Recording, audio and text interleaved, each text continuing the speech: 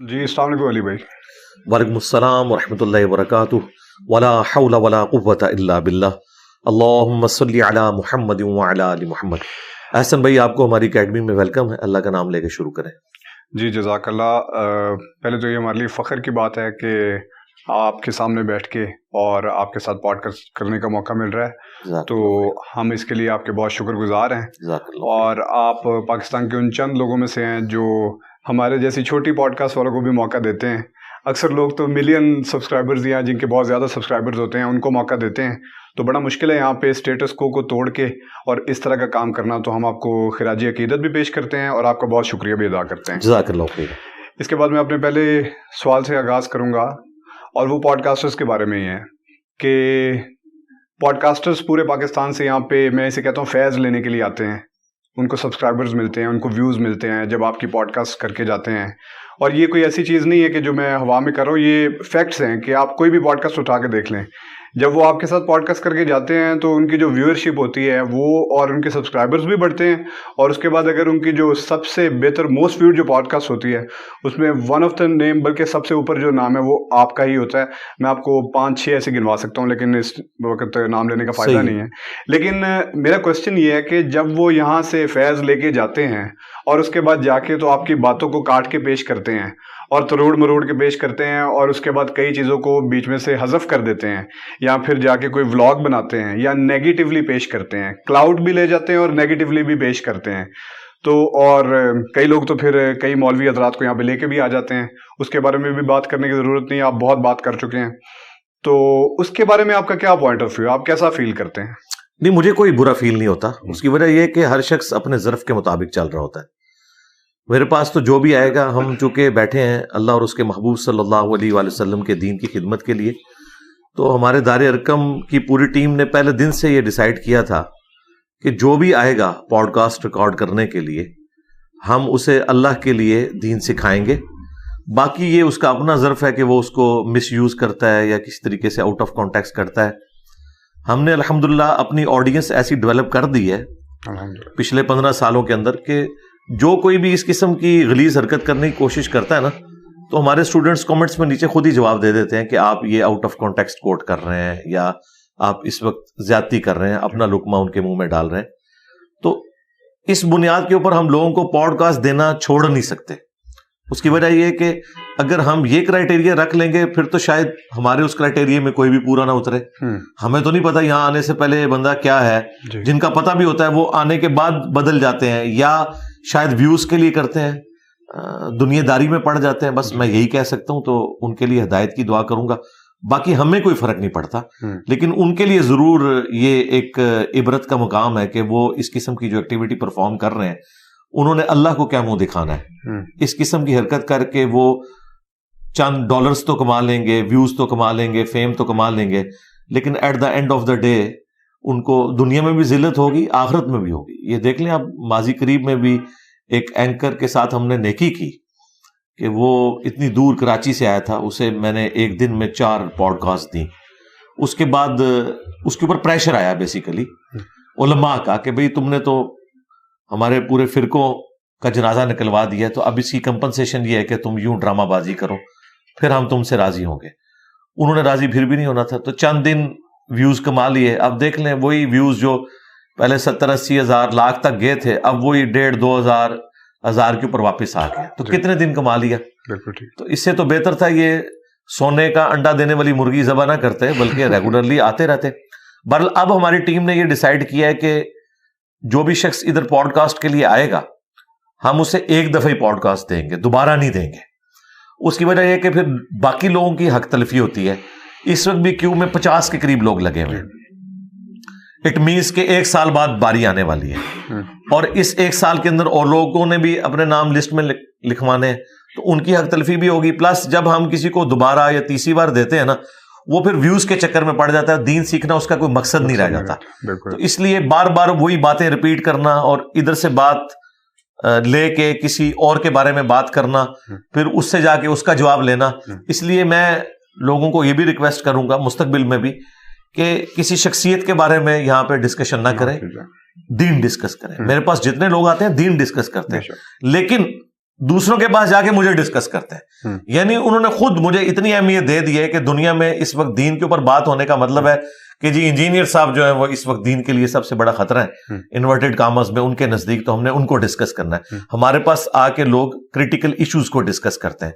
منصور علی خان صاحب آئے ہیں، انہوں نے پالیٹکس کو ڈسکس کیا، بہت اچھی بات ہے. اسی طریقے سے کوئی اور ریلیجیس پلیٹ فارم سے بندہ آتا ہے، وہ ریلیجن کو ڈسکس کرتا ہے. تو وہ ٹاپکس کو ڈسکس کریں بجائے شخصیات کو ڈسکس کرنے کے. تو اس قسم کی کوئی حرکت کرے ہم اسے روک بھی دیتے ہیں. ابھی یہ پچھلی دفعہ بھی ایک پوڈ کاسٹ کرنے والے آئے، انہوں نے اقرار الحسن بھائی کے بارے میں ایک بالکل سمجھ لیں پرسنل نوعیت کا کوشچن جو ایک تھیوری کے اوپر مبنی تھا، واللہ عالم اس کی پریکٹیکل وہ ایگزیکیوشن ہوئی ہے یا نہیں ہوئی ہے، تو وہ کر رہا تھا تو اس کو پھر ہم نے روک دیا. اس نے وہ اتنا حصہ بیچ میں سے کاٹ کے نا یوں پریزنٹ کرنے کی کوشش کی گویا کہ ہم انہیں سوالات سے روک رہے ہیں. بھئی ہم لوگوں کے ذاتی زندگی میں دخل دینے سے آپ کو روک رہے ہیں، لیکن بس اس کے ذریعے پھر وہ ویوز کماتے ہیں. اللہ ان کو ہدایت دے جی، میں دعا ہی کر سکتا ہوں. بے شک بے شک. تو بیسیکلی اگر میں اس میں سے تھوڑا سا اخذ کروں تو کیا آپ یہ کہہ رہے ہیں کہ اب یہاں پہ لوگوں کو دین ڈسکس کرنے کے لیے آنا چاہیے اور پالیٹکس بھی نہیں ڈسکس کرنی چاہیے، یا پالیٹکس ڈسکس کرنے کے لیے بھی تیار ہیں؟ کیونکہ جیسے منصور علی خان صاحب نے کہا کہ اب کافی لوگوں کا یہ بھی موقف ہے، آپ کے کافی اسٹوڈنٹس کا بھی یہ موقف ہے کہ علی بھائی کو صرف دین ڈسکس کرنا چاہیے اور ان کی دین کے اوپر گرپ ہے. تو if I take the liberty to ask کہ وہ کہتے ہیں کہ ان کو پالیٹکس کو ڈسکس ہی نہیں کرنا چاہیے سرے سے. تو اس کے بارے میں آپ کا کیا موقف؟ پالیٹکس کو ہم نے ٹاپک بنا کے تو کبھی ڈسکس نہیں کیا. پالیٹکس کے وہ حصے جو ریلیجن کے ساتھ جڑے ہوئے ہیں میں ان کو ڈسکس کرتا ہوں. باقی ایک کہنا کہ کسی کو پتا یا نہیں پتا، وہ تو جن کو لیڈرز بنائے بیٹھے ہوئے ہیں ان کی تو ہر بات غلط نکلی، اور ان کے بارے میں جو کچھ ہم نے پریڈکٹ کیا تھا وہ تو ٹھیک نکلا. تو آپ فیصلہ کر لیں کسے زیادہ پتا ہے. تو الحمدللہ ہم نے کبھی کسی کے بارے میں یہ بات نہیں کی ہے کہ وہ فلاں ٹاپک پہ نہ بولے. آپ جو ہے وہ علمی دلائل کے ذریعے اپنا موقف رکھیں کہ ہاں یہ بات صحیح ہے یا یہ غلط ہے.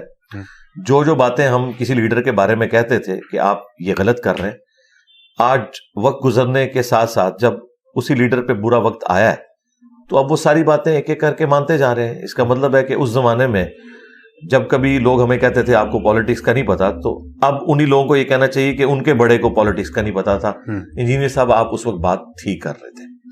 اب میں پھر کسی ایک خاص شخصیت کو اگر ٹارگٹ کروں گا تو پھر لوگوں کے دل دکھیں گے، کیونکہ لوگ یہاں سیاسی پیشواؤں کو مذہبی پیشوا مانے ہوئے ہیں اور ان کو وہ سمجھ لیں قرآن و سنت کا درجہ دیتے ہیں. تو یہ بدقسمتی ہے. میرا خیال ہے وقت کے ساتھ ساتھ جو سمجھدار لوگ ہیں انہیں بات سمجھ آ جاتی ہے کہ ہم نے دینی پیشوا کا درجہ ان لوگوں کو نہیں دینا. یہ دنیا دار لوگ ہیں، اپنی منفیت کی خاطر جب تک سسٹم کے اندر ہوتے ہیں اس کے بینیفٹس اٹھاتے ہیں، جب سسٹم سے نکالے جاتے ہیں اسی سسٹم کے بارے میں پھر وہ باتیں کرتے ہیں جو ہم ان کو سسٹم میں ہوتے ہوئے کہہ رہے ہوتے ہیں کہ یار یہ غلط کر رہے ہیں. وہ کہتے ہیں نہیں آپ کو نہیں سمجھ. جب ان کے ساتھ ہوتی ہے تو پھر وہ کہتے ہیں ہاں جی اب ہمیں سمجھ آ گئی. اس طریقے سے کئی صحافی بھی ہیں جن کے اوپر ہم نے کرٹیسزم کیا ہے، لیکن وقت کے ساتھ ساتھ ان کو بھی بات سمجھ آ گئی. میں پھر نام نہیں لیتا، چند ایک صحافی ہیں جو مسنگ پرسنز کے ایشو میں اس وقت ماؤتھ پیس بنے ہوئے تھے اسٹیبلشمنٹ کا.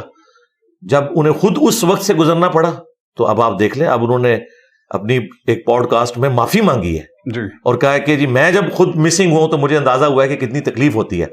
تو اس کا مطلب ہے پھر معافی آپ کو ان لوگوں سے بھی مانگنی چاہیے جو آپ کے طریقے صحافت کے اوپر اس وقت آپ کو سمجھاتے تھے کہ یہ کوئی طریقہ نہیں صحافت کرنے کا کہ آپ اسٹیبلشمنٹ کا یا کسی سیاسی پارٹی کا ماؤتھ پیس بن جائے. صحافت تو نبیوں والا کام ہے، آپ سچائی کے لیے کھڑے ہوتے ہیں، اس میں آپ پارٹی نہ بنے. جس کی جو صحیح بات ہے وہ کریں، جس کی غلط بات ہے وہ کریں. تو کیا آپ اس پوڈ کاسٹ کو ایک، اگر میں اس کے بارے میں کوشچن پوچھ سکتا ہوں، تو کیا آپ اس پوڈ کاسٹ کو ایک معافی نامے کے طور پہ کنسیڈر کرتے ہیں؟ نہیں، اس میں معافی نامہ بھی ہے یقیناً، اس میں انہوں نے بات کی ہے اور جو انہوں نے اپنے حوالے سے جو ان کے ساتھ زیادتی ہوئی ہے اس کا ذکر کیا، اور وہ تو ہم کنڈیم کرتے ہیں، ہم تو پہلے سے کنڈیم کرتے ہیں اس طرح کی زیادتیوں کو. بالکل ٹھیک.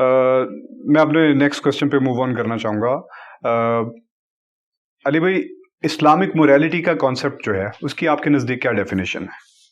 کس پوائنٹ آف ویو سے آپ پوچھ رہے ہیں؟ کنسینٹ کے حوالے سے، ویمن رائٹس کے حوالے سے، چائلڈ میرج کے حوالے سے. بیسیکلی میں اس کو تھوڑا سا اگر آپ کو ایکسپلین کر سکوں تو جتنے بھی ایتھیسٹ اور ایگنوسٹک لوگ ہیں ان کے بارے میں بیسیکلی جتنا ہم نے پڑھا ہے تو موسٹلی وہ لوگ احادیث کا حوالہ دیتے ہیں اور احادیث کا حوالہ دے کے اس میں سے کنسینٹ کے ایشوز اٹھاتے ہیں، ویمنز رائٹس کے ایشوز اٹھاتے ہیں اور چائلڈ میرج کے ایشوز اٹھاتے ہیں، اور اس کے علاوہ بھی کافی اٹھاتے ہیں. لیکن میں یہ 3 ہائی لائٹ کر کے آپ سے پوچھنا چاہ رہا تھا کہ یہ کنسینٹ، ویمنز رائٹ اور چائلڈ میرج اگر آپ کہیں گے تو میں ایک ایک کر کے بھی آپ سے پوچھ لوں گا.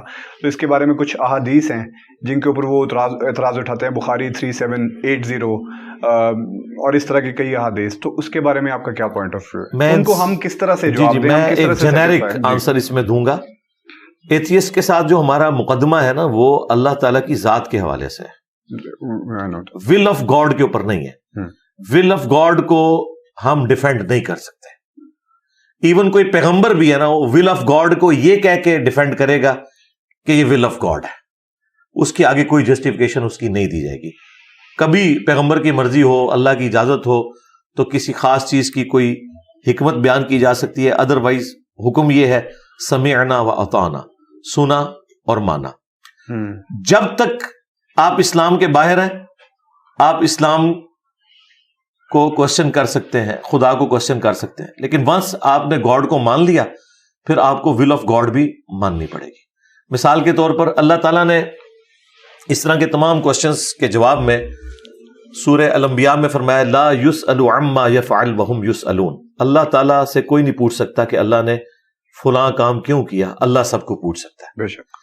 یعنی اب کوئی شخص یہ کہے کہ میرے نزدیک جو انسانی مساوات ہے، ہیومن ڈگنیٹی میں ایکویلٹی مرد و عورت میں یہ ہے کہ ایک دفعہ پریگنینسی کی تکلیف سے مرد گزرے اور ایک دفعہ عورت گزرے، تو ٹھیک ہے آپ خواہش رکھ سکتے ہیں، لیکن پریکٹیکلی ایسا نہیں ہوگا، یہ آپ کو بھی پتا ہے. جو لوگ کہتے ہیں کہ ہیومن ڈگنیٹی میں مرد و عورت برابر ہیں، تو اس کا تقاضا یہ ہے کہ دونوں کی رسپانسبلٹیز بھی ایک جیسی ہیں. تو پریکٹیکلی تو وہ بھی جو لڑکیوں کی ہاکی کی ٹیم یا وومنس کی کرکٹ کی ٹیم، اس کا مقابلہ جو ہے وہ مردوں کی کرکٹ کی ٹیم کے ساتھ نہیں کرواتے، علیحدہ ہی ٹورنامنٹ ہوتے ہیں. تو بیسیکلی انہوں نے بھی یہ چیز مانی ہوئی ہے. میرا خیال ہے اس طرح کی جتنی نیٹی گریٹیز ہیں نا قرآن و سنت کی، انہیں ڈسکس کرنے کا کوئی فائدہ نہیں ہے. فائدہ یہ ہے کہ آپ مقدمہ ڈسکس کریں. مقدمہ ہمارا ایتھیسٹ کے ساتھ یہ ہے کہ خدا ہے یا نہیں ہے، اس کے اوپر بات کریں. آپ اگر کہیں گے کہ جب تک آپ نبی علیہ السلام کی 11 شادیوں کے بارے میں ہمیں سیٹسفائی نہیں کرتے، ہم خدا کو نہیں مانیں گے، تو بھائی ہم کبھی بھی ڈیفینڈ نہیں اسے کریں گے. اس کی وجہ یہ ہے کہ نبی علیہ السلام کے دنیا میں تشریف لانے سے پہلے بھی خدا تھا. خدا کسی پیغمبر کا محتاج نہیں ہے، سارے پیغمبر اس کے محتاج ہیں، اس کے ریپریزنٹیٹیو ہیں، وہ خدا کا تعارف کروانے آئے ہیں. اب یہ کہنا کہ جی ہم اس خدا کو مانیں گے جو اس طریقے سے چلے، تو یہ تو آپ کا سوچنے کا انداز ہے نا. یہ تو اللہ کی مرضی ہے کہ وہ ایک ایسی عورت کو جس کے 4 چھوٹے چھوٹے بچے ہوں بچپن میں موت دے دے. آپ شاید اسے ظلم سمجھ رہے ہو، لیکن اللہ تعالیٰ نے دنیا کو قانون ابتلا یعنی آزمائش کے ساتھ جوڑا ہوا ہے.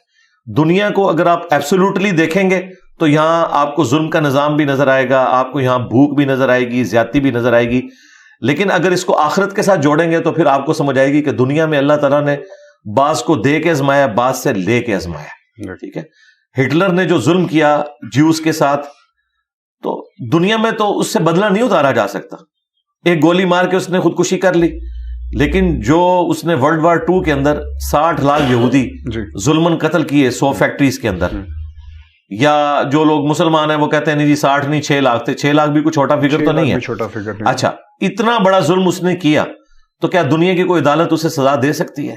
لیکن اللہ تعالیٰ قیامت والے دن اسے 6 لاکھ دفعہ زندہ کر کے 6 لاکھ دفعہ موت کی تکلیف سے گزار کے اس چیز کا بدلہ لے سکتا ہے. تو دنیا اور آخرت کو ملا کے اسلام کے یا دین کے پورے مقدمے کو سمجھیں گے پھر تو آپ کو باتیں ٹھیک لگیں گی. اگر پک اینڈ چوز کریں گے تو ہم آپ کے سوال کرنے سے پہلے ہی کہتے ہیں کہ اسلام میں واقعی کئی چیزیں ایسی ہیں کہ جن کے بارے میں ہمیں تردد ہے اس حوالے سے کہ ہم اس آزمائش سے گزرتے ہیں. مثال کے طور پر ایک شخص پورا دن مزدوری کرتا ہے گرمیوں کے دن، اور رات کو وہ عشاء کی نماز پڑھ کے 10-11 بجے کہیں سوتا ہے، صبح پھر اسے 4 بجے اٹھنا پڑتا ہے. اس بیچارے کی تو نیند ہی پوری نہیں ہوتی، پھر اسے مزدوری پہ جانا پڑتا ہے. تو ایک تکلیف تو ہے، گرمیوں کے روزے رکھنا ایک تکلیف دہ امر تو ہے. لیکن دین کا تو مقدمہ یہ ہے کہ وہ پہلے ہی کہتے ہیں یہ تکلیف ہے، یہ آزمائش ہے، لیکن اس کے اگینسٹ تمہیں اجر ملنے والا ہے. مختصر زندگی اللہ کو دے کر ہمیشہ کی کامیابیاں حاصل کرو گے. اگر آخرت اور جنت کی ہمیشہ کی زندگی کے ساتھ دنیا کے چند سال کی آزمائش کو جوڑ کے دیکھیں تو یہ سودا جو ہے وہ انسان کے نفع کا سودا ہے. تو یہ جو بیچ میں سے پک اینڈ چوز کرتے ہیں نا چیزیں, ہر بات کا ہم نے جواب نہیں دینا, نہ خدا نے جواب دیا ہے نہ رسول نے جواب دیا ہے نہ ہم نے دینا ہے. ہاں آپ ان پرنسپل مقدمہ ڈسکس کریں, خدا ایگزسٹ کرتا ہے یا نہیں, اگر کرتا ہے تو وہ کون سا خدا ہے, ٹھیک ہے. اس کے بعد اس نے اپنا تعارف کیسے کروایا, اور پھر اس کے بعد ریلیجن کا مقدمہ, پھر اسے پریکٹس کرنے کا مقدمہ شروع ہوگا. ونس آپ کو ریلیجن اڈاپٹ کرتے ہیں, پھر اس میں جو حکم جس طریقے سے ہے وہ آپ نے اس کو اسی طریقے سے ماننا ہے. اس کی جسٹیفیکیشن ہم نے کوئی نہیں دینی, ورنہ تو میں 50 سوال آپ کو لکھ کے دے دوں گا کہ نمازیں 5 کیوں ہیں, بالکل ٹھیک, 3 ہونی چاہیے, 2 ہونی چاہیے, 1 ہونی چاہیے, یا ہفتے میں 1 دن ہونا چاہیے. وہ تو آپ جو بھی ماڈل, آپ بھی اگر کوئی آئیڈیل ماڈل بنائیں گے نا, میں اس میں بھی غلطی نکال لوں گا کہ نہیں جی یہ یوں نہیں یوں ہونا چاہیے. تو یہ جو بیٹھ کے اس قسم کی گفتگو کر رہے ہوتے ہیں نا, بیسیکلی اپنی مرضی کی زندگی گزارنا چاہتے ہیں. میری مرضی, میری خواہشات اور میرے درمیان سب سے بڑی رکاوٹ ہی خدا ہے. اگر میں اسے ہٹانے میں کامیاب ہو جاؤں تو میں اپنی مرضی کی زندگی گزار سکتا ہوں. اور یہ اصل مرض ہے ایتھیسٹ کا, ان کا اصل مرض یہ ہے. پلس دین کا جو مقدمہ وہ ایسے بھونڈے انداز میں پیش کیا گیا, پھر دین کی جو پرورٹڈ ایک مذہبی سوچ جو لوگوں کے اندر آ چکی ہے, جس کی وجہ سے خود مسلمان بھی جو ہے وہ ایک مسلمان ملک کے اندر رہتے ہوئے اپنی جان کو ونریبل سمجھ رہے ہوتے ہیں, ان چیزوں نے بھی لوگوں کو اسلام سے دور کیا. لہذا لوگوں کو بکش اسلام کی طرف بلائیں بجائے اس کے کہ پریکٹیکلی مسلمان کیا کر.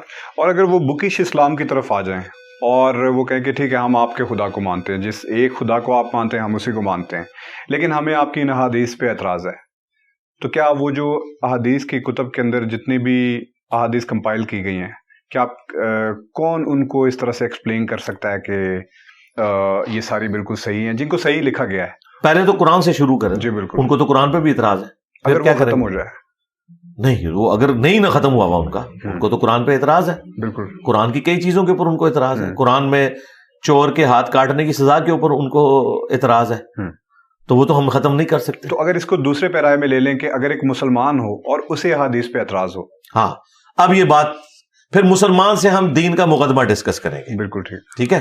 اسے ہم کہیں گے کہ تم کیا سورس آف نالج صرف قرآن کو سمجھتے ہو یا سنت کو بھی. اگر وہ کہتا ہے میں صرف قرآن کو سمجھتا ہوں, تو اسے بتایا جائے گا کہ قرآن کا خود سورس سنت ہے. قرآن کی واحد اتھینٹسٹی ہمارے تک جو قرآن پہنچے وہ اجماع امت اور سنت ہے. سنت کو آپ عملی تواتر کہہ لیں, اجماع امت کہہ لیں, جو نسل در نسل ٹرانسفر ہوا ہے, اسی سنت نے باقی دین بھی ٹرانسفر کیا.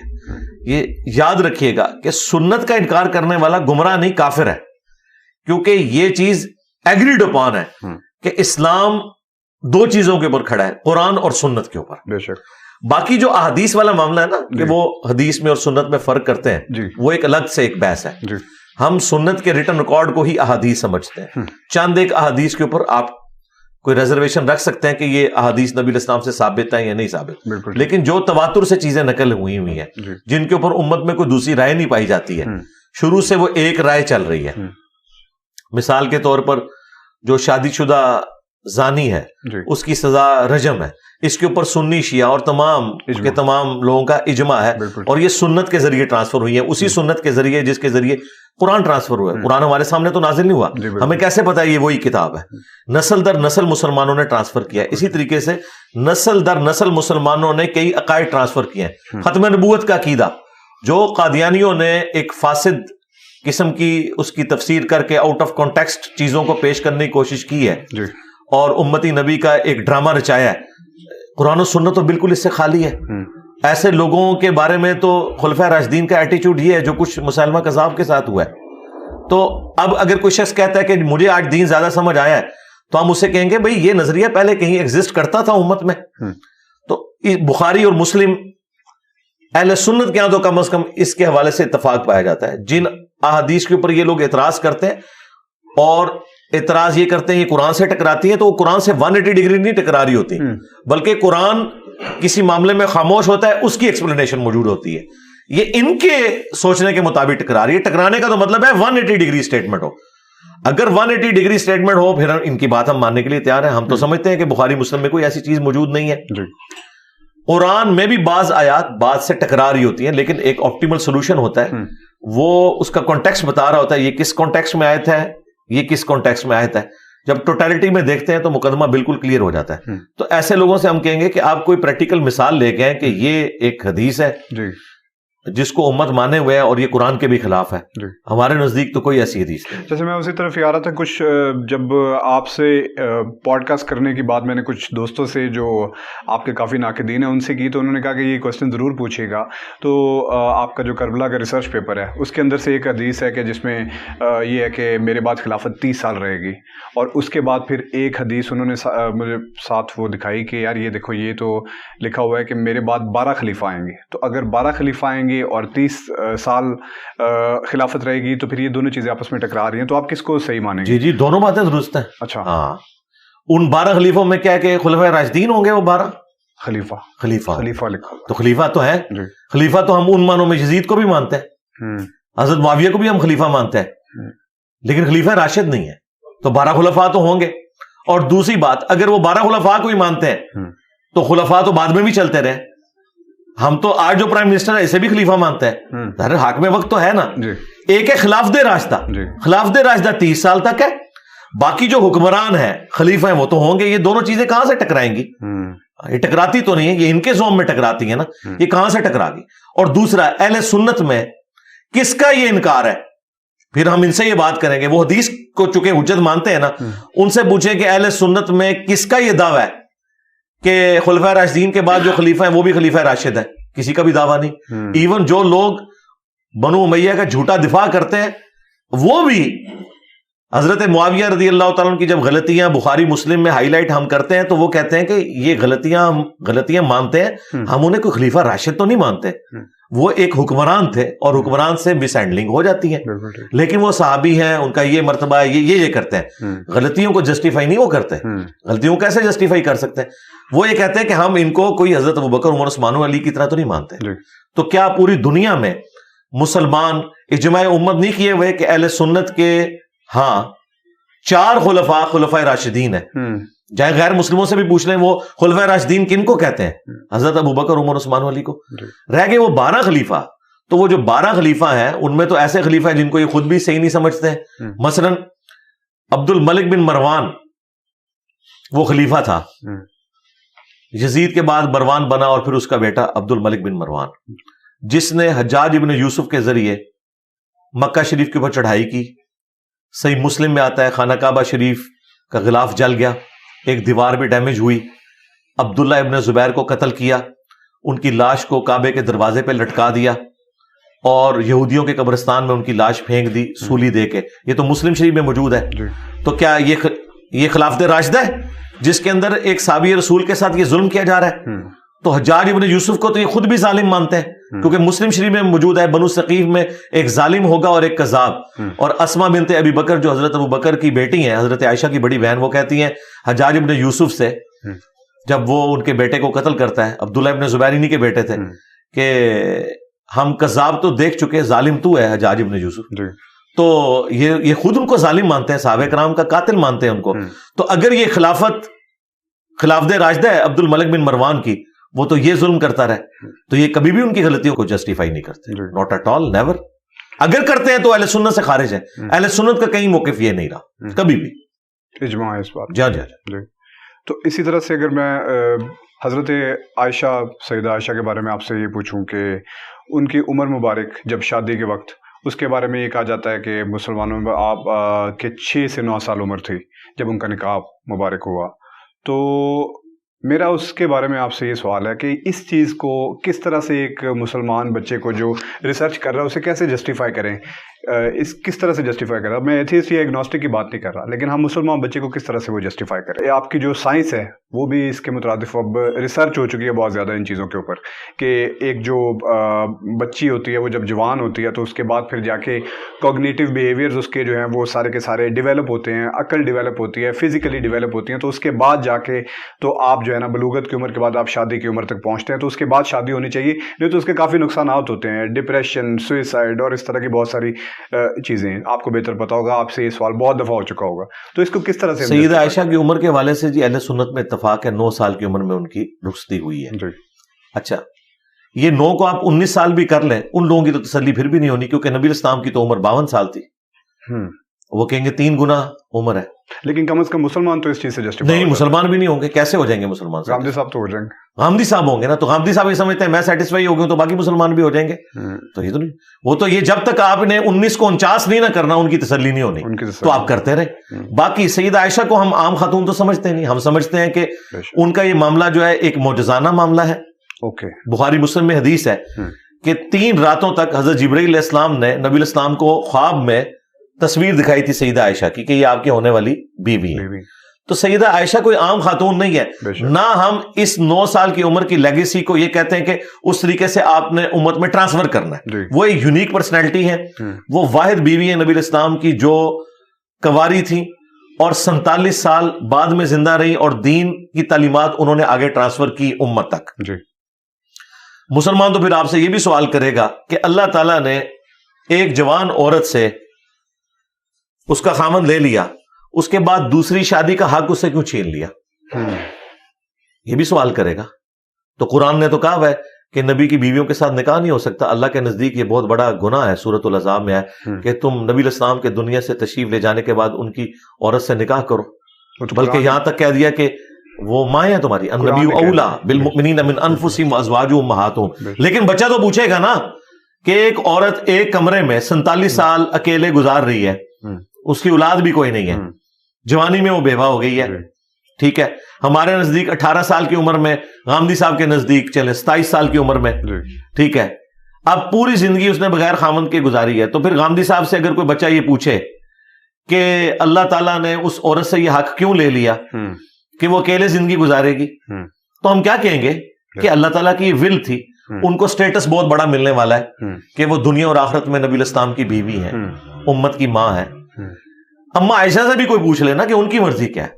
تو اس طرح کی چیزوں کو اٹھانا, ان کا اینڈ رزلٹ یہ ہوگا کہ آپ ایک مسئلے کو حل کریں گے, دوسرا مسئلہ کوئی سر اٹھا لے گا. اگر تو ہونا کہ ہم امت میں یہ ترغیب دلاتے ہوں کہ 9 سال کی عمر میں ایسا ہونا چاہیے. سیدہ عائشہ 9 سال کی عمر میں بالغ تھی, یہ انڈرسٹوڈ ہے, تبھی ان کی رخصتی ہوئی. بالغ کوئی 9 سال کی عمر میں ہو, 12 سال کی عمر میں ہو, 12 میں تو مان ہی لیتے ہیں نا, 11 کہتے ہیں نہیں, 9 کوئی ملینز میں ایک کیس ہوتا ہے. ہم مانتے ہیں کہ ہماری ماں ملینز میں ایک ہے, ٹھیک ہے, اپنے مرتبے میں بھی اور اپنی ڈیوٹیز کے اندر بھی.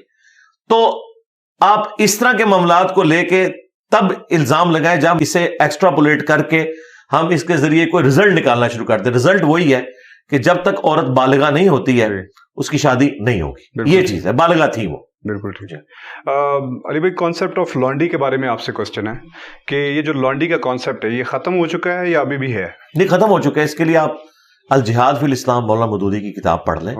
یہ ایک کیٹاسٹرافک کنڈیشن کے اندر ایک غلاموں اور لانڈیوں کا سلسلہ چل رہا تھا, اور اس کو اللہ تعالیٰ نے ڈسکریج کیا, حرام نہیں کیا, کیونکہ حرام کرتے تو فوراً سارے کے سارے معاملات کو ہینڈل کرنا مشکل ہو جاتا. اس وقت ڈسکریج کیا, جی ڈسکریج کیا, حرام کر دیا. نہیں حرام نہیں, حرام نہیں ہے, ابھی بھی ڈسکریج ہے. ڈسکریج ختم ہو گیا نا جی, ڈسکریج ہو کے اپنی موت خود مر گیا وہ سسٹم. آپ یہ سمجھیں کہ لونڈی سسٹم تھا کیا. بیسیکلی جب مسلمان کافروں سے جنگ لڑتے تھے, اس جنگ کے دوران جو عورتیں میدان جنگ میں لڑنے آئی ہوتی تھی مسلمانوں کے خلاف, وہ عورتیں, ایک تو حال یہ تھا کہ مسلمان جنگ جیت کے ان کو بھی قتل کرتے, ان کے بچوں کو بھی قتل کرتے. تو ایسا تو نہیں ہوا, صرف مرد قتل کیے جاتے تھے.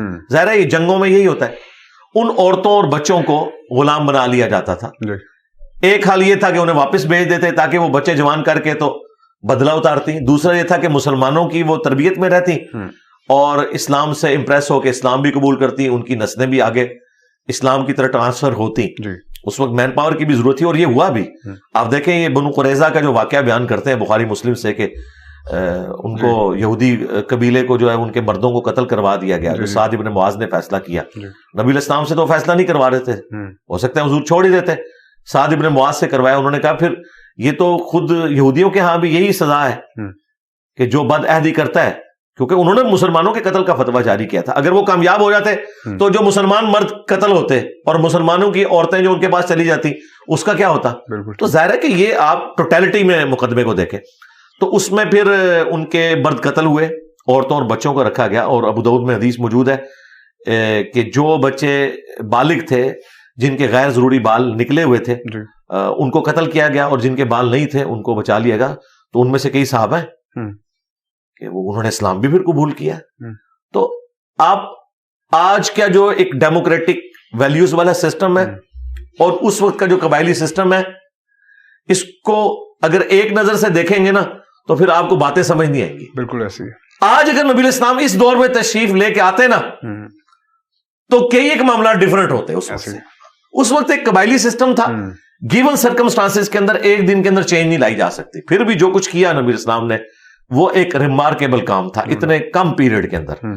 تو آج تو انسانیت ٹھوکریں کھا کھا کے بیسک ہیومن رائٹس اور عورتوں کے حقوق اور یہ ساری چیزیں سیکھ گئی. میں تو سمجھتا ہوں یہ پریزنٹ ورلڈ جو ہے یہ یعنی دنیا میں رہنے کے لیے بہترین وقت یہی ہے. ورلڈ وار 2 کے بعد جس طرح UNO بنی اور دنیا میں کنٹریز بن گئے اور امپائرز ختم ہوئی, دنیا رہنے کے قابل ہو گئی ہے. ورنہ تو ہر وقت جنگ و جدال کا سلسلہ رہتا تھا. وہ جو لائنیں وہ ڈرا کر کے چلے گئے وہ آپ اس کو صحیح سمجھتے ہیں؟ جی میں سمجھتا ہوں دنیا میں سکون آ گیا, اس کی وجہ سے سکون آ گیا. جی سکون آ گیا. دیکھیں انسان لرن کر, لیکن کئی جگہ یہی باتیں ڈاکٹر اقبال کرے نا تو یہ لوگ کہتے ہیں ماشاءاللہ کیا بات فرما دی.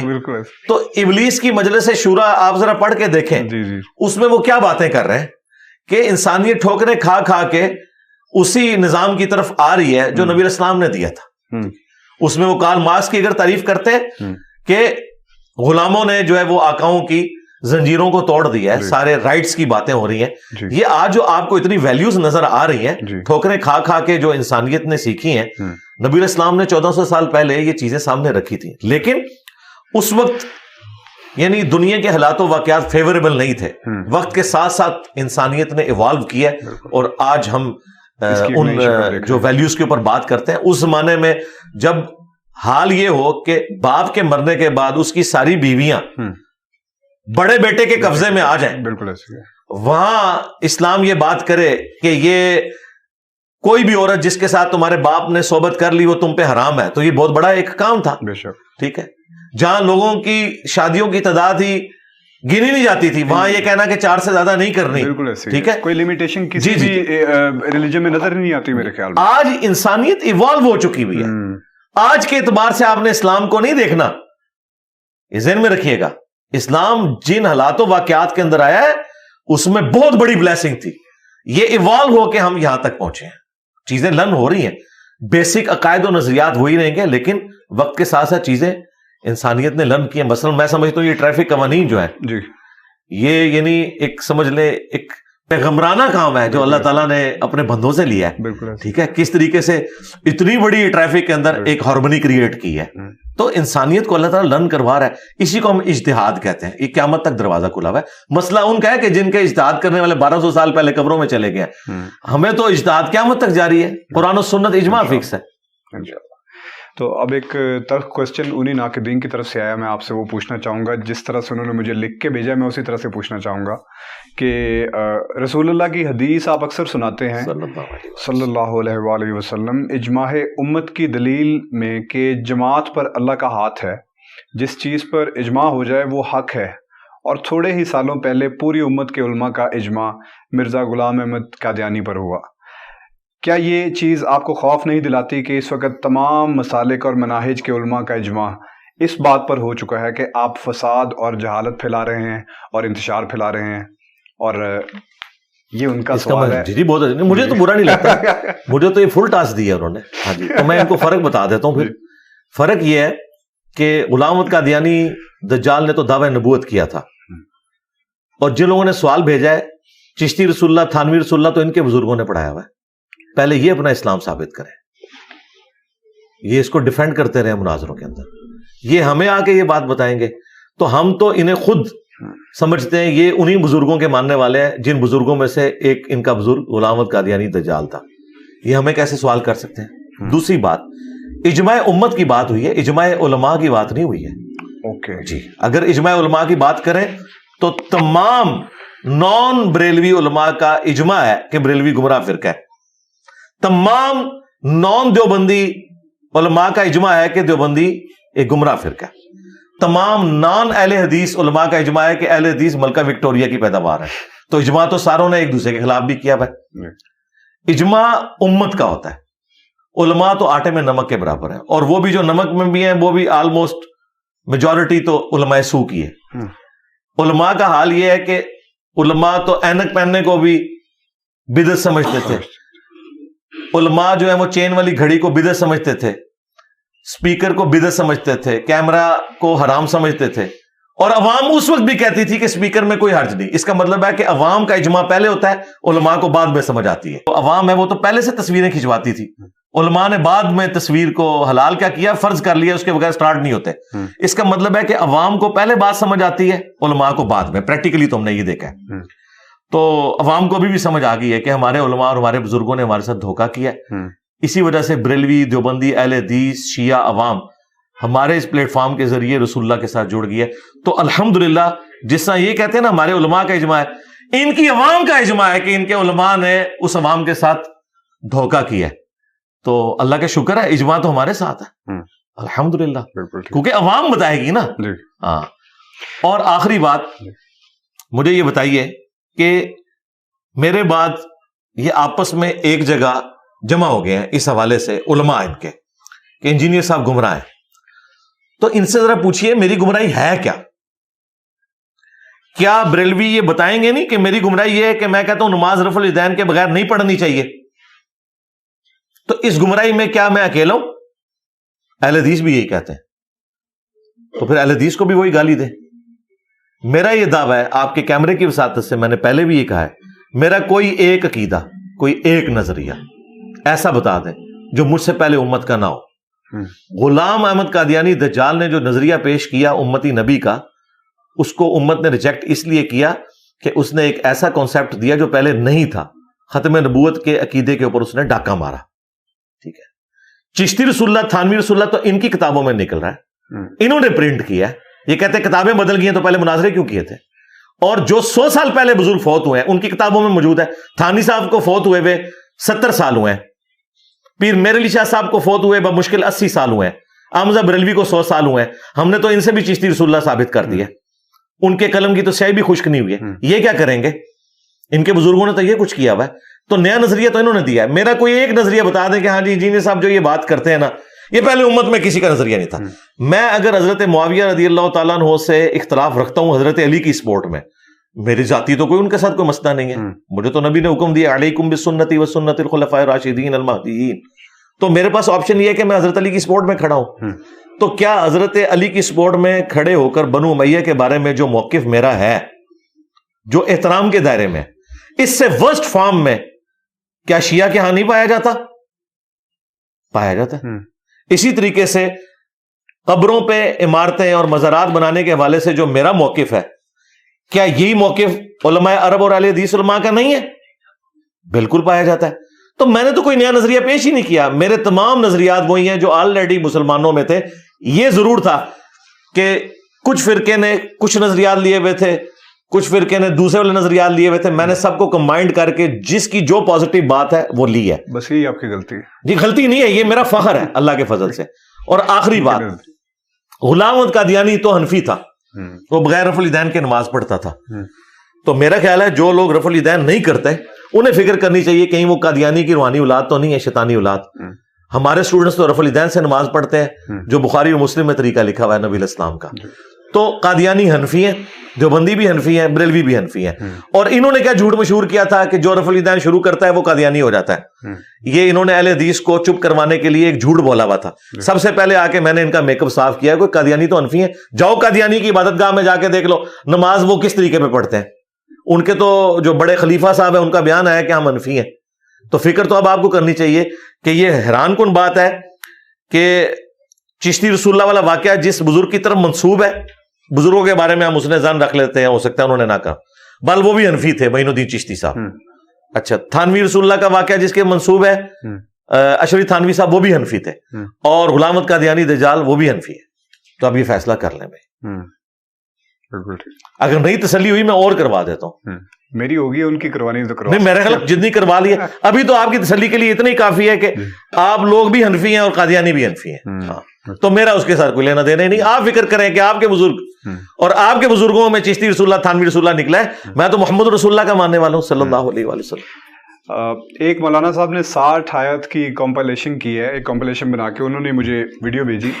کہ یار یہ 60 قرآن کی قرأت کے اندر غلطیاں ہیں جس میں زیر زبر پیش کی غلطیاں ہیں جو علی بھائی کر رہے ہیں، تو ان کا کوشچن یہ تھا کہ آپ اپنی قرآن پہ تجوید کی گرپ ہونے کا دعویٰ کرتے ہیں، تو اگر یہ غلطیاں ہیں تو پھر آپ کو کم از کم وہ دعویٰ تو نہیں کرنا چاہیے؟ دیکھیں 6,500 آیات میں سے صرف 60 آیات ان کو ملی ہیں، تو ریشو پروپورشن نکالیں۔ اچھا، ان کی حالت یہ ہے کہ اللہ تعالیٰ نے دیوبندیوں کے منہ کے اوپر کالک مال دی ہے۔ پلانٹ ارتھ پہ جو سب سے بڑا دیوبندی مفتی ہے، مفتی تقی عثمانی صاحب، انہوں نے قرآن کی سب سے مشہور آیت سورہ توبہ کی 24 نمبر، اس میں کم از کم 4 جگہ پہ غلطی کی ہے، یہ فلسطین والی کانفرنس میں۔ اور یہ میں تقی عثمانی صاحب پہ ٹانٹ نہیں کر رہا، غلطی لگ سکتی کسی کو بھی، پیچھے سے لقمے دے رہا ہے پھر بھی غلط پڑھ رہے ہیں۔ پہلے انہوں نے ایک حصہ ٹھیک پڑھا، وہ لقمے کے بعد وہ بھی غلط پڑھ دیا، وہ ویڈیو ریکارڈ ہے، میں نے گن پوائنٹ پہ ان سے نہیں بنوائی۔ تو یہ ذرا بتائیں کہ جو بندہ ایک آیت میں 4 غلطیاں کرے وہ زیادہ غلطیاں کر رہا ہے، یا جو 6,500 میں صرف 60 آیات میں کہیں غلطی کر رہا ہے؟ اس طرح کی غلطیاں ڈاکٹر اسرار صاحب سے بھی ہوئی ہیں، امام کعبہ سے بھی ہو جاتی ہیں، یہ کوئی ایسا مسئلہ نہیں ہے، متشابہ بھی لگ جاتا ہے۔ غلطی تب ہے کہ جب میں نے قرآن پڑھا، آپ نے میری غلطی ہائی لائٹ کی اور میں دوبارہ اسے غلط پڑھ رہا ہوں، جس طرح کہ تقی عثمانی صاحب کی غلطی اس نے ہائی لائٹ کی، پھر انہوں نے غلط پڑھا، بلکہ وہ الفاظ بھی غلط پڑھ دیے جو پہلے ٹھیک پڑھے ہوئے تھے۔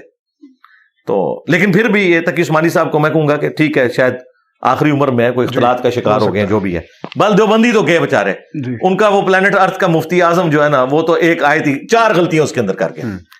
تو میں نے اس میں دعویٰ کیا تھا کہ قرآن پاک کی کوئی صورت، تمہارے جو ٹاپ کے 3 بڑے بزرگ ہیں نا، تقی عثمانی صاحب دیوبندیوں کے، بریلویوں کے مفتی منیب صاحب، ساجد میر صاحب اہل حدیث کے، اپنی مرضی کی کوئی صورت کسی قاری کے پاس پریکٹس کر کے 1 مہینے کا ٹائم لے لیں، 2 مہینے کا ٹائم، اس کی ویڈیو بنائیں، ویڈیو اپلوڈ کر کے مجھ سے رابطہ کریں، میں اگلا سورج طلوع نہیں ہونے دوں گا، وہی صورت میں بھی تلاوت کروں گا، پھر عوام فیصلہ کرے گی کس کی قرات بہتر ہے۔ ان میں سے کوئی بھی قاری نہیں، میں آپ کو بتاؤں، عربی آنا اور چیز ہے، عربی تو غامدی صاحب کو بھی آتی ہے، قرآن مجہول پڑھتے ہیں، بالکل غلط قرآن پڑھتے ہیں۔ یہ لوگ سمجھتے ہیں زبر زیر کو غلط پڑھنا غلطی ہے، قاریوں کے نزدیک ہا صحیح نہ نکلا، واد، ذال، وا، ثا، یہ بھی لحن جلی ہے، وہ یہ سارے علماء کرتے ہیں، یہ الفاظ بھی غلط بولتے ہیں۔ قرآن تو بالکل علماء کو نہیں آتا، عربی پڑھنے سے، زبر زیر صحیح پڑھنے سے آپ سمجھتے ہیں وہ ٹھیک پڑھ رہے ہیں، قاریوں کے نزدیک تو وہ بھی ٹھیک نہیں ہے، جب تک کہ وہ اس طریقے سے قل پڑھ رہے ہیں تو قل کی آواز نکلے، قل قل ان کنتم، اس کو وہ غلط کہہ دیں گے، قاری کہیں گے قل ان کنتم، وہ اخوا بھی ہوگا۔ میں کہتا ہوں یہ پریکٹس کر لیں، میں نے کتنا بڑا چیلنج دیا ہے، کوئی صورت مشکل سے مشکل سلیکٹ کر لیں، یہ لے لیں 1 مہینوں کا ٹائم، مجھے 1 رات کا ٹائم دے دیں، میں وہ تلاوت کر کے، تاکہ آپ یہ کہیں اس نے سیکھی بھی نہیں ہے، تو میں نے قرات میرے بھائی میٹرک میں 1992 میں نے سیکھ لی تھی الحمدللہ، اور مجھے یعنی کوئی بات کہنے میں آر نہیں ہے کہ جن کو انہوں نے اپنا بڑا مانا ہوا ہے نا، وہ قرات عربی لہجے میں کر ہی نہیں سکتے، مجہول قرآن پڑھتے ہیں، احادیث بھی مجہول پڑھ رہے ہوتے ہیں، اور ایون علماء عرب بھی عام گفتگو میں ان کی عربی بھی مجہول ہوتی ہے۔ اللہم صلی علی محمد، یہ لفظ ہے اللہم صلی علی محمد، صلی نہیں ہے، صلی ہے، لیکن قرآن کے علاوہ باقی جگہ مجہول عربی چل جاتی ہے، لیکن معروف عربی وہی ہے صلی علی۔ ہم بھی کئی بار صلی علی پڑھ دیتے ہیں، لیکن قرآن میں آپ نے اس کو معروف ہی پڑھنا ہے۔ تو یہ کہنا اس طرح غلطی ہو سکتی ہے، میں نے کب انکار کیا، کیوں نہیں ہو سکتی؟ جب بندہ درس دے رہا ہوتا ہے، پیرلل میں اس نے عربی کے اوپر بھی توجہ رکھنی ہوتی ہے، ریکال بھی کرنا ہے، کراس ریفرنس کو، آیات اور احادیث کے الفاظ کا چناؤ بھی کرنا ہے، کیونکہ میں قرات کرنے کے لیے، تلاوت کے لیے نہیں بیٹھا ہوا، درس قرآن کے لیے بیٹھا ہوں۔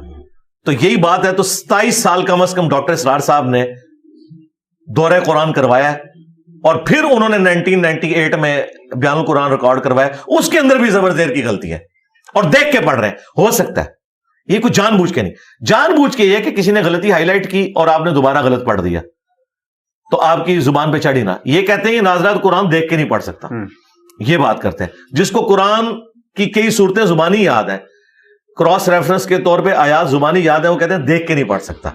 تو میں نے ان کو بڑا ٹیسٹ آسان کر دیا ہے کہ یہ اپنے بڑے، جن کو انہوں نے بڑا مانا ہوا ہے، قاریوں کی نہیں میں بات کروں گا، ان کے بڑے قرآن کی کوئی ایک صورت مجھے تلاوت کر کے بتائیں قرات کے مطابق، میں غلطیاں بھی نکالوں گا اور میں اس سے بہتر قرات کر کے بھی بتاؤں گا.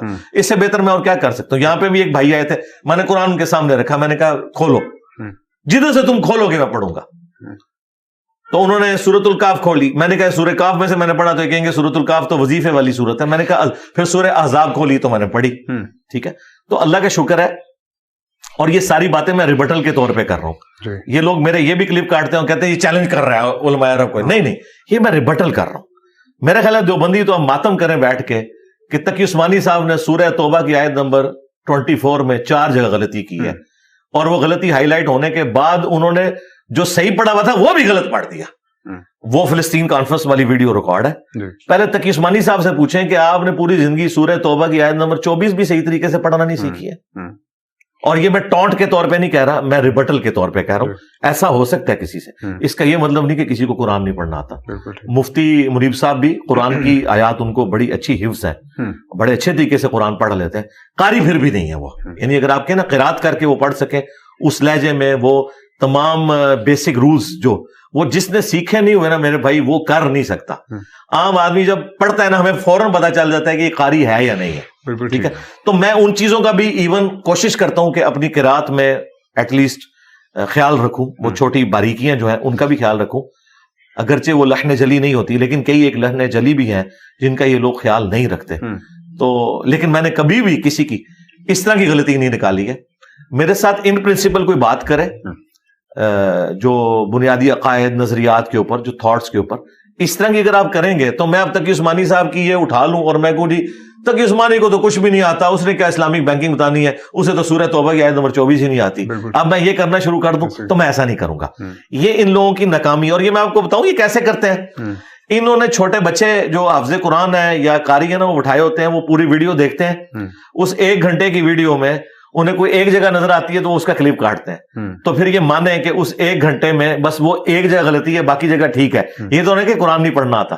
اگر قرآن نہ پڑھنا آتا ہو تو یہ 60 آیات نہ ہو، 6000 آیات غلط ہو، 60 میں نے ٹھیک پڑھی بھی ہوں. ٹھیک ہے، تو یہ جتنے علماء کو یہ کہہ رہے ہیں نا، میں کہتا ہوں نہیں، میرے پاس ان کے پرانے علماء کی بھی ریکارڈنگز موجود ہیں، ان میں سے قاری کوئی بھی نہیں. ہاں کچھ قاری ہیں جن کو میں اپریشیٹ کروں گا، ان کی عربی اچھی ہے، جیسے وہ محمدی صاحب ہے، سہیب محمدی صاحب، وہ قاری ہیں. ہاں وہ اچھا قرآن پڑھتے ہیں، وہ تقریر کرتے ہیں تو قرآن کی قرات بھی اچھا کرتے ہیں. باقی جتنے انہوں نے مولوی لانچ کیے ہوئے ہیں وہ تو یقین کریں ان کی تو حالت یہ ہے، وہ دعات کو زاد پڑھ رہے ہوتے ہیں، ان کو یہی نہیں پتا.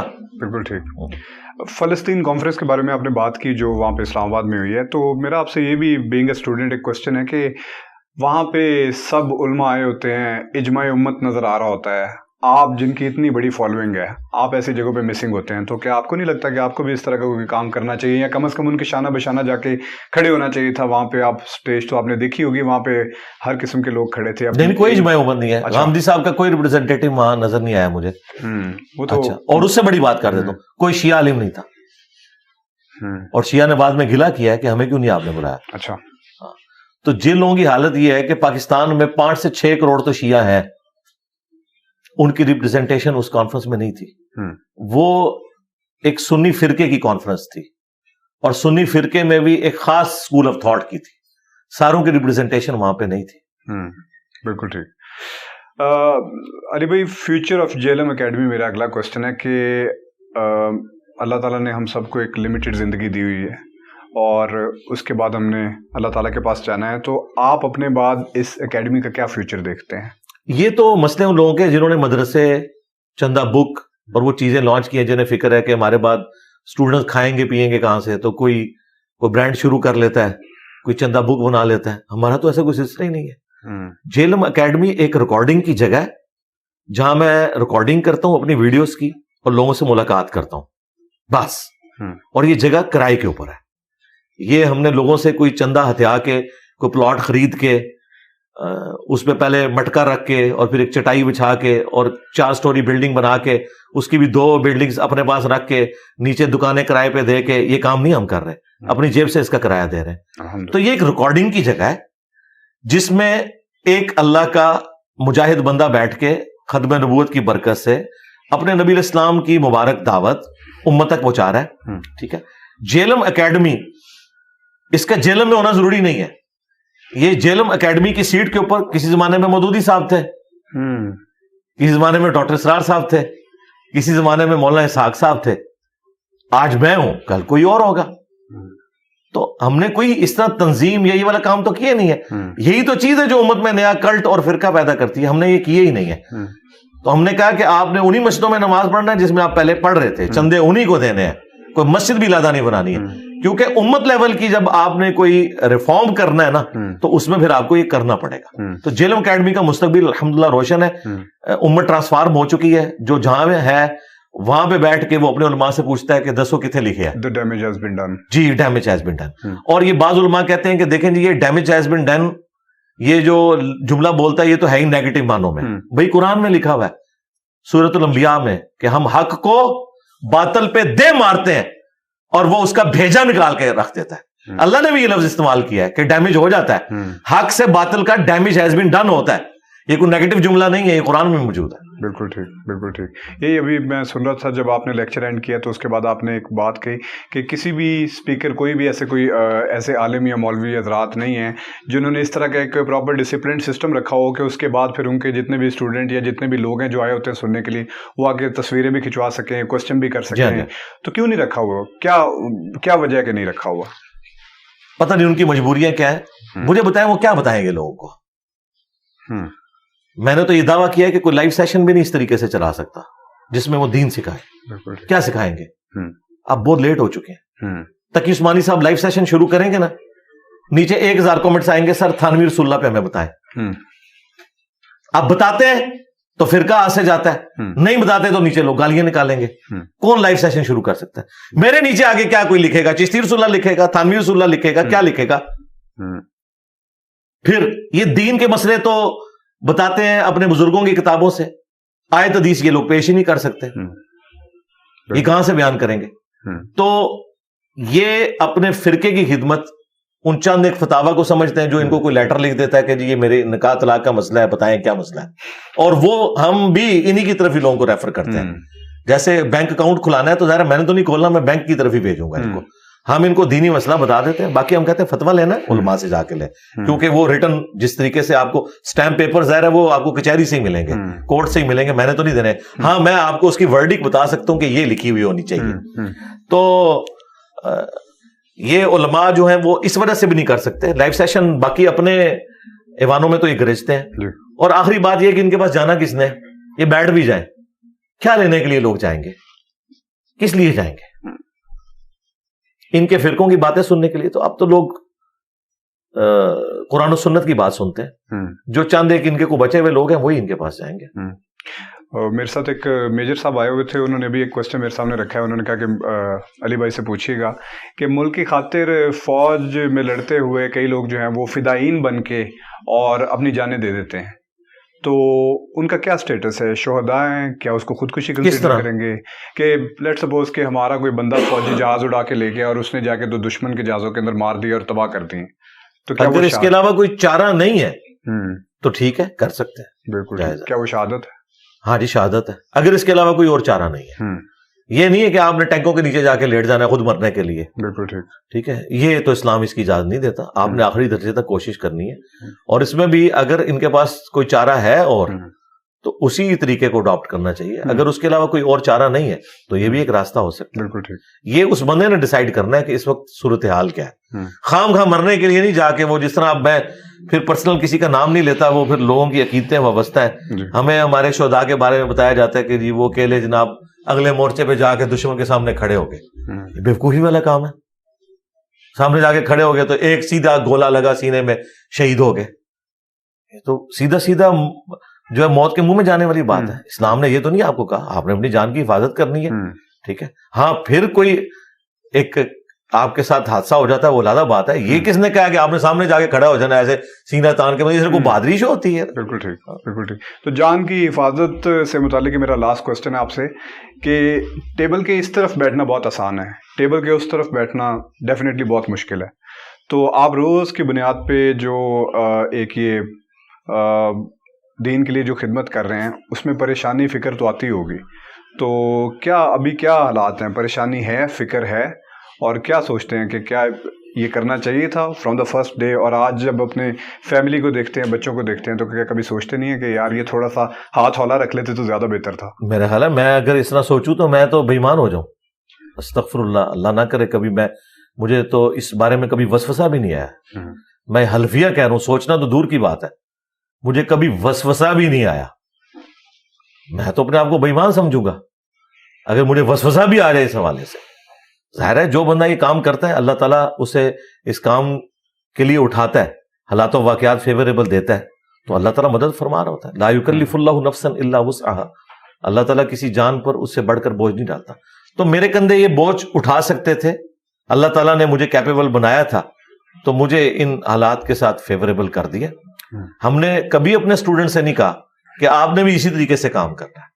میں ہمیشہ کہتا ہوں کہ آپ نے قرآن کی آیات اور احادیث لوگوں کو شیئر کروانی ہے، اور جہاں کوئی سخت موضوع اگر آپ کو بیان کرنا پڑے آپ نے خود نہیں کرنا، ورنہ لوگ آپ کے دشمن ہو جائیں گے. کیونکہ جو سامنے کیمرے پہ آ جاتا ہے نا، لوگ اس سے پھر نفرت کرتے ہیں. جو لوگ سے مراد جو جاہل، ابو جہل کی جو اولاد ہے، جو دیندار لوگ ہیں وہ تو نفرت نہیں کرتے، وہ تو دین سیکھنا چاہتے ہیں.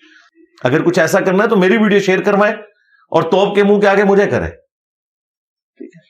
پھر آپ سے نفرت نہیں ہوگی کیونکہ آپ تو شیئر کروا رہے ہیں نا. آپ سے کوئی زیادہ کرے گا، کہے گا یار یہ بھی اس پاگل کے پیچھے لگ گیا ہے تو اس کو سمجھاتے ہیں واپس آ جائے. لیکن جب آپ خود بیان کرتے ہیں نا، چشتی رسول اللہ، تھانوی رسول اللہ اور ان بزرگوں نے جو جو اسلام کے ساتھ انورٹڈ کاماز میں خدمت کی ہے، پھر وہ آپ کے دشمن ہو جاتے ہیں. تو ہم نے اپنے اسٹوڈنٹس کو ہمیشہ کہا ہوا ہے کہ آپ نے کیمرے میں سامنے اس طرح آ کے خود للکارنا نہیں، ان کو ضرورت ہی کوئی نہیں ہے کیونکہ ہم نے ڈیمیج اللہ کے فضل سے ان کے فرقوں کو کر دیا. اب آپ آیات احادیث شیئر کروائیں، اور ضروری نہیں کہ آپ نے اختلافی موضوعات کے اس ایکسٹریم لیول پہ جا کے لوگوں کو پہلے تبلیغ کرنی ہے. اور کئی موضوعات ہیں، میں نے تو ہر ٹاپک کے اوپر بات کی ہوئی ہے، صرف اختلافی موضوعات. تو کرنٹ افیئر پہ بھی صرف میں ہی بولتا ہوں. اچھا یہ جو علماء مشورے دے رہے ہوتے ہیں انجینئر صاحب اس کو چھوڑیں اس پہ کام کریں، وہ اس پہ جو کام ہے وہ یہ خود کر رہے ہوتے ہیں. کوئی ایک بندہ کام کر رہا ہو. یہ دھروو راٹھی کی ویڈیو آئی اسلام کے اوپر، ریبٹل کس نے دیا؟ کسی نے کیا. تو یار جس کام کی طرف مجھے یہ کہتے ہیں خود بھی کوئی کام کیا ہے انہوں نے. صرف بس ایک رونا پیٹنا کر لیتے ہیں کیمرے میں، انجینئر صاحب آپ یہ کریں. یار انجینئر صاحب نہیں کر رہے، آپ کریں. وہ اختلافی ٹاپکس کے اوپر اس لیے آ کے بات کرتے ہیں نا، ویوز زیادہ آتے ہیں. ہاں وہ اس لیے کرتے ہیں، میں تو اس لیے کرتا ہوں کہ میں اختلافی موضوعات کو سمجھتا ہوں کہ سب سے بڑا مسئلہ سب کانٹیننٹ کے مسلمانوں کا یہی ہے. ابھی بھی کئی نان مسلم جو مسلمان ہوئے ہیں وہ کہتے ہیں مسلمان ہو گئے تو پھنس گئے کہ ہم نے سنی ہونا ہے، شیعہ ہونا ہے، وہابی ہونا ہے، دیوبندی ہونا ہے، کیا ہونا ہے. تو کیا یہ مسلمان ہی ہونا چاہیے. بالکل ٹھیک. تو آخر میں ہمارے لیے اور پاکستان کے لوگوں کے لیے کوئی میسج یہی ہے کہ کتابوں کے ساتھ اپنے آپ کو جوڑیں، بکش مسلمان بنے، اور تمام علماء دین کی بات سنیں. جس کی بات قرآن و سنت سے ہو اس کو آپ ویریفائی کریں، اس کے بعد اس کے اوپر عمل کریں. یہ اپنے آپ کو کسی ایک بند کنویں میں نہ لے جائیں کہ میں نے فلاں کی بات سننی ہے، فلاں کی نہیں سننی. سب کی بات سنیں، اور جس کی بات دلیل کے ساتھ ہے وہ آپ لے لیں، اور جس کی بات دلیل کے ساتھ نہیں اس کو چھوڑ دیں. اس کو کافر نہ کہیں، آپ اسلام سے نہ نکالیں کہ یہاں اس کو غلطی لگی ہے. میرا خود بھی ایٹیچیوڈ یہی ہے. مجھے اپنے استادوں سے بھی کئی معاملات کے اندر سنگین نوعیت کے اختلافات ہیں، اس کے باوجود میں ان کا نام احترام سے لیتا ہوں. حامدی صاحب ہیں، ڈاکٹر اسرار صاحب ہیں، مودودی صاحب ہیں، میں نے سب سے لرن کیا ہے. پیر نصیر الدین نصیر صاحب، غلام سو سعیدی صاحب، مولانا الیاس قادری صاحب، طارق جمیل صاحب، ساروں سے میں نے کچھ نہ کچھ لرن کیا ہے. جب میں اختلاف ان سے کرتا ہوں لیکن میں انہیں زیرو سے ملٹیپلائی نہیں کرتا. لیکن وہ لوگ کہ جن کے یعنی آپ سمجھ لیں ماننے والے کروڑوں کی تعداد میں، اور انہوں نے ایک پورا فرقہ اور کلٹ بنا کے اس امت کی جمعیت کو توڑا ہے، ٹھیک ہے، جو بڑے مجرمین ہیں، ان کے بارے میں ہم بالکل نرم گوشہ رکھنے کے لیے تیار نہیں ہیں. ہاں صحیح بات اگر کوئی کریں گے وہ ہم لیں گے، وہ شیطان بھی اگر صحیح بات کرے گا نا ہم اس کی بھی تصدیق کریں گے. لیکن یہ کہ ہم ان کو اس طریقے سے بڑا مان لیں جس طرح ان کے ماننے والوں نے بڑا مانا ہوا ہے تو نہیں. میں سمجھتا ہوں جس نے امت کی جمعیت کو توڑ دیا وہ تو امت لیول کا مجرم ہے، اس کے ساتھ ٹریٹمنٹ بھی امت لیول کی ہونی چاہیے. جزاک اللہ علی بھائی، thank you for being with us. جزاک اٹ واز اے پلیزر. جزاک